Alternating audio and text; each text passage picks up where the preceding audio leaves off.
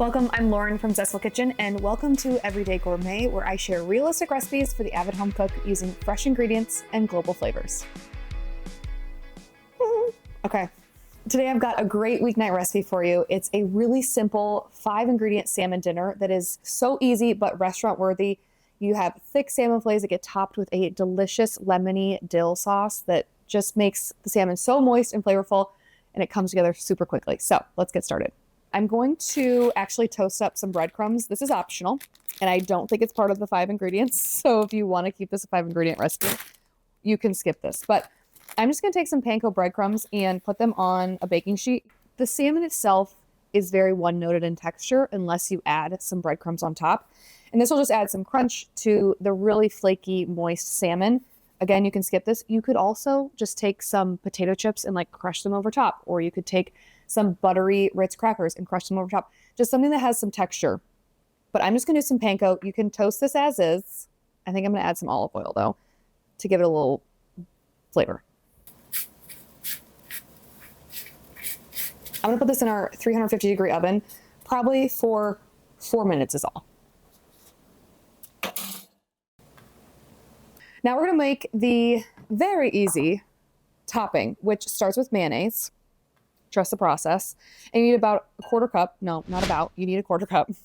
And this is for 4 servings. Divide or multiply if you need.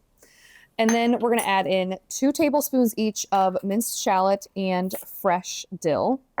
So we're just going to peel this. If you don't have or don't like shallot, you can substitute with something a little bit more mild. You can use chives. You could use scallions, aka green onions. You could also do a red onion, but you do want a little bit of oniony flavor. So something from that family. Okay, we're just gonna finely mince this because this is gonna be part of the sauce that gets spread on top of the salmon. So you don't want the shallots to be too big. So while we're mincing, I'm gonna grab some dill and we're gonna do 2 tablespoons of this as well. Okay, ignore those are sad. Some other substitutes you can do for dill include chives. You could also do tarragon. You could do cilantro. I wouldn't recommend basil because it'll brown a lot while it's broiling or roasting. And if you can't find fresh dill, you could even do dried dill. And I would start with 1 tablespoon of dried dill.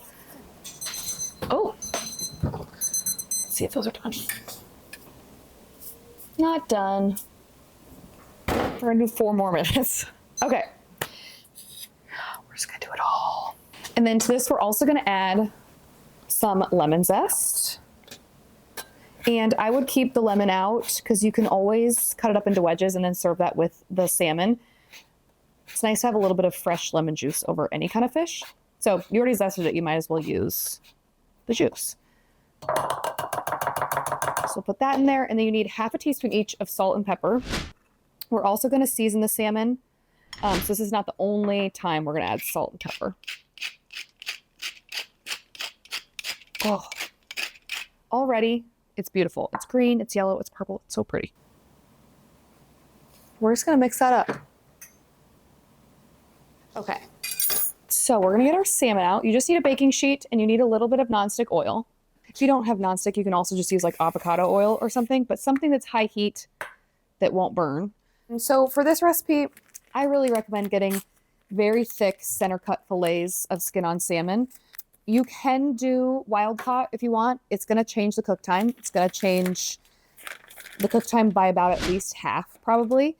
A good rule of thumb is for every 1/2 inch of thickness of salmon, it'll probably be about 5 minutes of cooking in a 350-degree oven. You can also do 1 large fillet of salmon if you want to do it that way and have like a larger presentation that you serve a whole fillet of fish. Or you can have individual fillets like this. I'm going to pat them dry a little bit, and then we're going to season them with salt and pepper. But I would wait to season them if you're not ready to bake them yet. We're not, because our breadcrumbs are still toasting. I would wait to put the salt on just because salt will start to draw out the moisture, and you just want to wait until you do that right before you start cooking. But I like to pat them dry because it'll make sure that the mayonnaise mixture will stick, and you don't want it running off. So you want a dry surface area. I mean, they're just gorgeous. Okay. Breadcrumbs. Oh, they're toasted. Okay. I I mean, look at those. They're so pretty. And then we're going to season the salmon itself with half teaspoon salt, half teaspoon pepper. And then we'll spread our sauce on. Oh.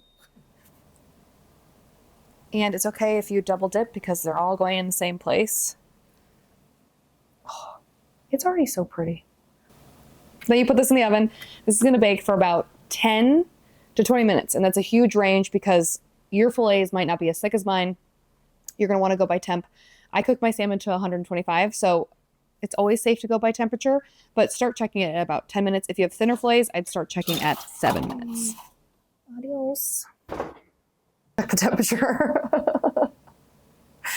Lemon is...